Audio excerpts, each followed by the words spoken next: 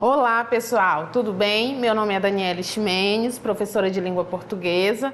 Na aula de hoje falaremos sobre literatura e a aula é extremamente importante e essencial, afinal trabalharemos o que é texto literário e não literário. Vamos lá?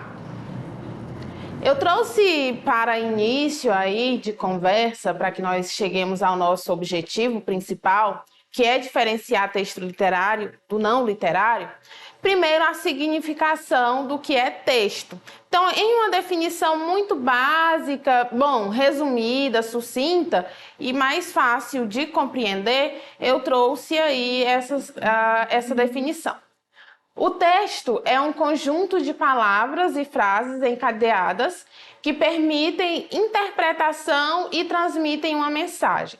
É qualquer obra escrita em versão original que constitui um livro ou um documento escrito. Um texto é uma unidade linguística de extensão superior à frase. Então, quando nós falamos do texto, pessoal, a gente fala que o texto tem por principal objetivo e função transmitir uma mensagem. E aí eu coloquei na tela para vocês, se vai aparecer agora, uma teia de aranha. Eu costumo dizer, eita, a professora já está em outra disciplina, isso não é língua portuguesa, quanto mais literatura. Mas eu escolho a imagem de uma teia de aranha para você compreender como é que um texto se forma.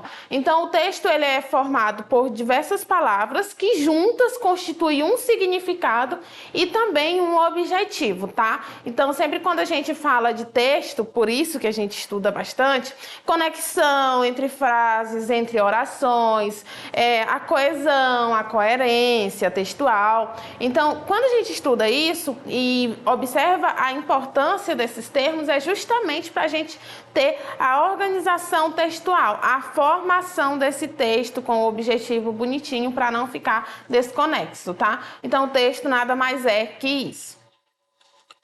E aí, eu trouxe para vocês, para início de conversa, a professora já começa a aula trazendo um texto, pelo amor de Deus. Nas aulas anteriores, ela trazia lá no finalzinho e agora ela traz logo no início. Pois é, para entender texto literário e não literário, eu trouxe dois textos para vocês, porque a partir deles a gente vai compreender de forma muito clara a diferença entre ambos, tá bom? Vamos fazer a leitura e posteriormente eu abordo.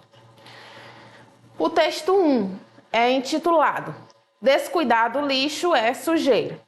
Diariamente, 2 horas antes da chegada do caminhão da prefeitura, a gerência de uma das filiais do McDonald's deposita na calçada dezenas de sacos plásticos recheados de papelão, isopor e restos de sanduíches. Isso acaba proporcionando um frequente e lamentável banquete de mendigos. Dezenas deles vão ali revirar o material e acabam deixando os restos espalhados pelo calçadão. É uma da Veja, São Paulo.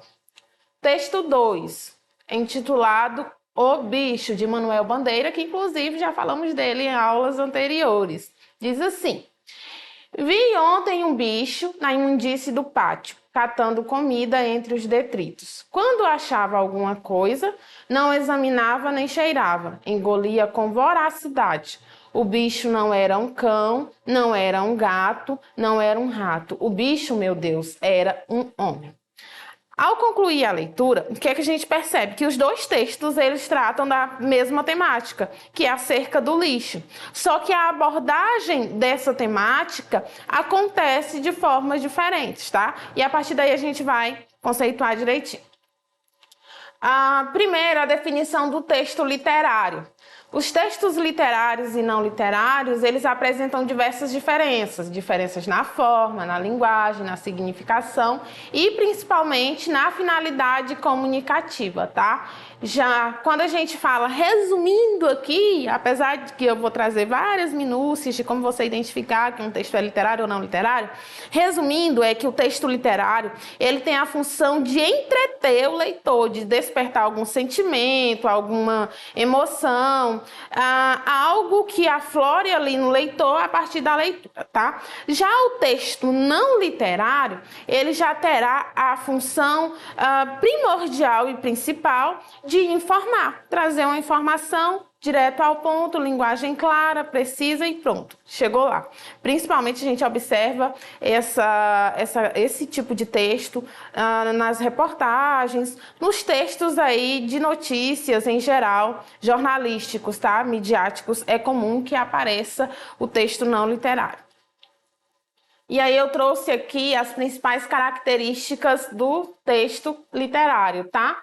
Então, a primeira possui uma função estética, tendo como principal objetivo o entretenimento do leitor, que inclusive eu já citei anteriormente. Segunda característica importantíssima, recorre à função poética e emotiva da linguagem, visando criar expressividade e despertar sentimentos e emoções no leitor. Então, observa que eu coloquei aí para vocês um mapa mental aí bem resumidinho acerca das funções da linguagem. Se você ainda não assistiu nenhuma aula acerca das funções da linguagem, o que a gente fala? Que a língua ela tem uma função comunicativa. E essa função da linguagem, cada uma vai se ligar a um elemento da comunicação de acordo com o objetivo comunicativo. Lembrando que quando nós falamos de texto literário, a gente está falando aqui de um texto que tem por objetivo trazer algum entretenimento, despertar algum sentimento no leitor. Portanto, a gente tem a função poética e a função emotiva. A função poética, pessoal, resumindo assim, é aquela função em que eu tenho a língua, vamos lá, eu tenho a língua portuguesa, e aí eu exploro todos os recursos linguísticos e estéticos da língua portuguesa para produzir o meu texto e chegar ao meu objetivo principal, que é despertar um sentimento, uma emoção aí no meu leitor. Já a função emotiva são textos escritos em primeira pessoa, no eu e no nós. Atenção, hein? O nós não é terceira pessoa, primeira pessoa. Lembra disso lá na redação, tá bom? Então, aí eu tenho a função emotiva, já que eu tô falando de mim, do eu. Então, é uma característica também que que apareça aí nesse tipo de texto, no texto literário, tá bom? Terceira, utiliza uma linguagem conotativa e polissêmica, gerando uma multiplicidade de interpretações. Primeiro, vamos por partes. O que é uma linguagem conotativa? A gente tem na língua portuguesa o que a gente chama de linguagem conotativa e denotativa. Essa linguagem conotativa e denotativa, ela se relaciona de acordo com o significado da palavra. Então, na linguagem denotativa, eu tenho aí o real, uma palavra que eu pesquiso lá no dicionário. Vamos lá, o leão fugiu da jaula. Observa aí que eu me refiro ao animal. Então, eu tenho uma linguagem denotativa, no seu sentido real, literal. Mas, por exemplo, se eu pego essa frase, e a palavra leão aí, e coloco em um outro contexto, ela terá outro significado. Por exemplo, estou com uma fome de leão. Observa que eu não me refiro aí ao animal em si. Eu quero dizer que eu estou com muita fome. E não que eu sou aí de fato um leão, não relacionado ao animal, mas o fato de que ele come bastante, tá? Então é essa aí a principal diferença de conotação e denotação. E já que o texto literário tem esse objetivo de despertar diversas interpretações, polissemias, múltiplos significados, usa-se muito a conotação, vários sentidos. Então, vai ficar de forma muito subjetiva, cada um vai interpretar de uma forma, alguns vão entender de cara, outros não, tá? Então, é muito comum que a gente observe isso no texto literário. 4. Há uma reflexão sobre a realidade que leva a uma recriação pessoal e subjetiva da realidade. Então, aí eu estou lá assistindo ou lendo um texto, uma obra clássica, bonitinha, e a partir daquela leitura eu tenho algum sentimento, alguma emoção, e aí eu relaciono algumas características ali do protagonista comigo, eu começo a refletir a minha realidade, a minha verdade. Então, essa é uma das vertentes, inclusive, um dos objetivos aí da literatura, tá bom? E a quinta característica utiliza figuras de linguagem e outros recursos estilísticos, apresentando simbologia, beleza, musicalidade e harmonia. Figuras de linguagem lembram principais: hipérbole, metáfora, comparação, então que mexem ou que trazem justamente essa conceituação de conotação. Agora vamos para o texto não literário. Mas antes disso, eu trouxe para vocês, resumidinho aqui, um mapa conceitual, tá? Rapidão. Só para trazer de novo aqui tudo que a gente falou aqui. Objetivo principal, emocionar e sensibilizar. A gente tem a linguagem poética e conotativa. Essa linguagem poética, eu tenho uma ficção ou uma recriação da realidade. E aí eu aproveito para abrir um parênteses, um breve comentário acerca dessa recriação da realidade. Quando a gente fala do texto literário... Não, perdão, pessoal. Quando nós falamos do texto não literário, eu tenho a realidade somente traduzida, tá? O que seria essa realidade somente traduzida? Aconteceu, eu escrevo exatamente como aconteceu no papel. Já o texto literário, aí sim, eu tenho uma recriação da realidade. Eu tenho algo ali e a partir dali eu produzo o meu texto, não necessariamente seguindo a regra de realidade. Eu posso adicionar pitadas de fantasia, de ficção na minha produção, tá, pessoal? E aí eu tenho uma linguagem ambígua também para a gente fechar. E agora, focando no meu texto não literário, a gente tem aí a primeira característica. Possui uma função utilitária e referencial. Essa função utilitária tem a ver com utilidade. Então, meu foco é trazer a informação, tá? Fornecer uma informação, é o meu principal objetivo. Segunda característica, utiliza uma linguagem denotativa e clara, criando objetividade na transmissão da informação. E aí eu coloquei aí para vocês essa imagem logo abaixo de denotação e conotação do coração. E esse famoso gesto que nós costumamos fazer aí de coração não é de fato o coração do órgão humano, tem um outro sentido, não o sentido primordial, anatômico do coração, não é, pessoal? Então, no texto não literário, lembra, a gente tem o foco na informação, então eu não posso gerar duplicidade de sentido, duplas interpretações, eu tenho que ir direto ao foco. Portanto, uma linguagem denotativa, claro. 3. Relata fatos de forma impessoal e imparcial, não havendo opiniões e juízos de valor sobre o conteúdo do texto. E a quarta característica, não utiliza figuras de linguagem e outros recursos estilísticos que possam prejudicar a compreensão do conteúdo do texto. E aí essa característica eu acredito que complementa lá a segunda característica da denotação. Então, uma linguagem clara e objetiva, e eu não uso figuras de linguagem para não gerar essa ambiguidade, essa duplicidade de sentido. E aí, no resumo, eu tenho para vocês as principais características abordadas até aqui. Então, a minha ênfase é no conteúdo, tá? Eu uso uma linguagem denotativa, uma realidade apenas traduzida. Onde eu observo esse tipo de texto, professora? Notícias, reportagens, tá? No geral, a gente observa. Uma linguagem objetiva, que tem como principal objetivo informar ou explicar algo.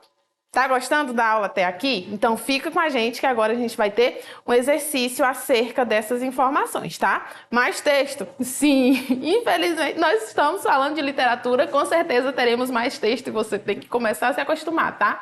Então eu trouxe para vocês uma atividade de 2 textos. Olha só, o texto 1 é intitulado O Açúcar.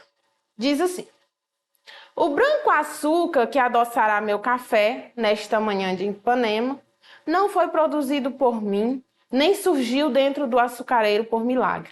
Vejo-o puro e afável ao paladar, como beijo de moça, água na pele, flor que não dissolve na boca. Mas este açúcar não foi feito por mim. Este açúcar veio da mercearia da esquina e tampouco fez o Oliveira, dono da mercearia. Este açúcar veio de uma usina de açúcar em Pernambuco ou no estado do Rio. e tampouco o fez o dono da usina. Este açúcar era cana e veio dos canaviais extensos, que não nascem por acaso no regaço do vale. Em lugares distantes, onde não há hospital nem escola, homens que não sabem ler e morrem de fome aos 27 anos, em usinas escuras, homens de vida amarga e dura produziram este açúcar, branco e puro, com que adoço meu café esta manhã em Ipanema. E aí é do Ferreira Goulart. Vamos ao nosso segundo texto. A cana-de-açúcar. Esse é o título. Originária da Ásia, a cana-de-açúcar foi introduzida no Brasil pelos colonizadores portugueses no século XVI. A região que durante séculos foi a grande produtora de cana-de-açúcar no Brasil é a zona da Mata Nordestina, onde os férteis solos de Massapé, além da menor distância em relação ao mercado europeu, propiciaram condições favoráveis a esse cultivo.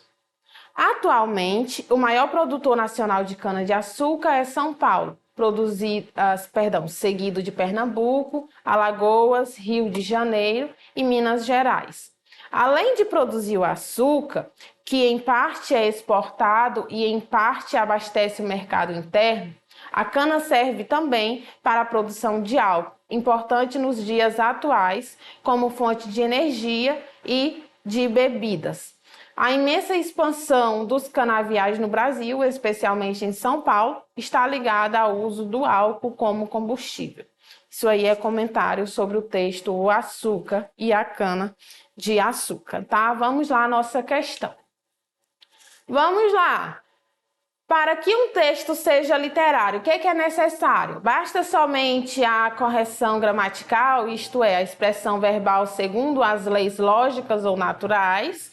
Letra B, deve prescindir daquilo que não tenha correspondência na realidade palpável e externa. Letra C, deve fugir do inexato, daquilo que confunda a capacidade de compreensão do leitor. Letra D, deve assemelhar-se a uma ação de desnudamento. O escritor revela ao escrever, ele revela o mundo e, em especial, o homem e os outros homens. E letra E ou E, como você preferir pronunciar, deve revelar diretamente as coisas do mundo, sentimentos, ideias e emoções. Portanto, nós temos aí a nossa alternativa assertiva correta, letra D. Deve assemelhar-se a uma ação de desnudamento. O escritor revela ao escrever, ou ele revela ao mundo, e em especial o homem, e os outros homens, tá? Então, quando nós falamos de texto literário, novamente recapitulando, nós falamos de um texto que tem como principal objetivo despertar algum sentimento nesse leitor. Qual sentimento não vai ser? Não faço ideia, porque ele é subjetivo. De repente eu leio um texto e tem uma certa emoção ali e você... Não faz sentido. Como você pensou isso? Como você acredita que é dessa forma? Eu penso de forma diferente. É tanto que, quando nós falamos de texto literário, pessoal, não existe, por exemplo, uma única linha de interpretação, uma única linha de entendimento, tá? Justamente por ter essas características de multiplicidade de sentido e outras questões, é que a gente tem o texto literário como parte principal aí na formação do povo, tá? Na formação identitária, na organização da literatura no geral. Então, quando você for questionado acerca do texto literário e não literário, lembra dessas informações que com certeza você vai se dar bem, se até agora você está aí meio às escuras, tá bom? Então, pessoal, a nossa aula fica por aqui. Se você tiver alguma dúvida, alguma dificuldade, você pode entrar na nossa plataforma EduqueAcre, tá? Entra lá, revê o vídeo, pausa, anota, faz esse mapa que tá bonitão aí, copia, tá? Qualquer dúvida, nós estamos por aqui. Até mais!